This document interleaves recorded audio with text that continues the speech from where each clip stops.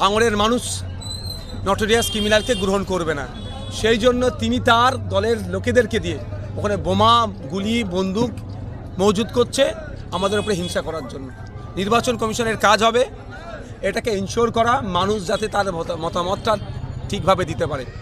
আমি একটা নাম বলছি, শওকত সাহেবের সাথে খুব ঘোরাঘুরি করতো, বড় বড় দাপাদাপি করতো চালটাবেরিয়ার নেতা ওহিদুল ইসলাম সাহেব এখন কোথায়? বোমের ওই দিনকে যে বোম তৈরি করছিল গণতন্ত্রকে বিপন্ন করার জন্য, ওই বোমের আঘাতে তিনি অসুস্থ হয়ে পড়েননি তো? একটু খোঁজ নিয়ে দেখুন, তাকে দেখা যাচ্ছে না কেন? তাকে ধরা পড়লে শওকত সাহেব বা কারা কারা আছে যুক্ত সব জানা যাবে। ইভেন ওই লাশগুলোকে তুলে যে অ্যাম্বুলেন্সে করে নিয়ে গেছে সেই অ্যাম্বুলেন্সের চালকও গ্রেফতার হয়েছে। সেখান থেকে খবর পাচ্ছিলাম এনআইএ এসেছে। এনআইএ এসে কি শওকত সাহেব বা জড়িয়ে আছে বলে কি তারা চুপ করে গেল?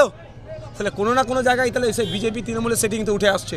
তারপরে বলবো ভাঙড়ের মাটি শক্ত ঘাঁটি, ভাঙড়ের মানুষ সবসময় স্রোতের বিপক্ষে চলে। বোমগুলিতে ভাঙড়ের মানুষকে ভয় দেখাতে পারবে না।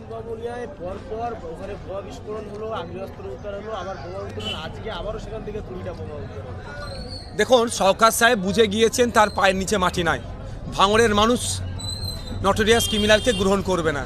সেই জন্য তিনি তার দলের লোকেদেরকে দিয়ে ওখানে বোমা গুলি বন্দুক মজুত করছে আমাদের উপরে হিংসা করার জন্য। নির্বাচন কমিশনের কাজ হবে এটাকে ইনশিওর করা, মানুষ যাতে তার মতামতটা ঠিকভাবে দিতে পারে। আমি একটা নাম বলছি, শওকত সাহেবের সাথে খুব ঘোরাঘুরি করতো, বড় বড় দাপাদাপি করতো চালটাবেরিয়ার নেতা ওহিদুল ইসলাম সাহেব এখন কোথায়?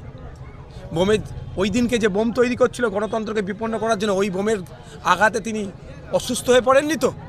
একটু খোঁজ নিয়ে দেখুন, তাকে দেখা যাচ্ছে না কেন?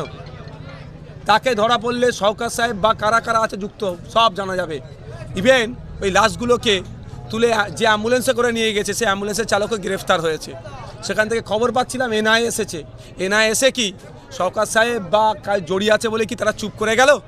তাহলে কোনো না কোনো জায়গায় তাহলে এসে বিজেপি তৃণমূলের সেটিংতে উঠে আসছে।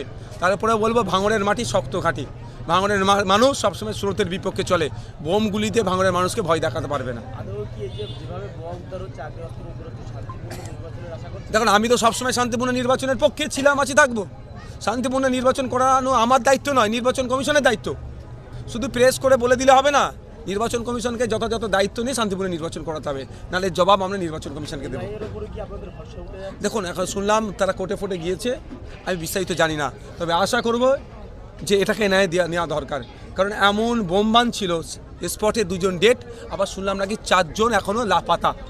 তারা হয়তো মনে হয় এতক্ষণ কোথায় আছে বোঝা মুশকিল, মারা গেছে না বেঁচে আছে। তাহলে এত বড় ঘটনা, এটা সীমান্তবর্তী রাজ্য আবার সীমান্তবর্তী জেলা, এটা আমাদের ভাবতে হবে। এত বোম বারুদ পিস্তল কোথা থেকে আসছে, এটা তদন্ত হওয়া দরকার।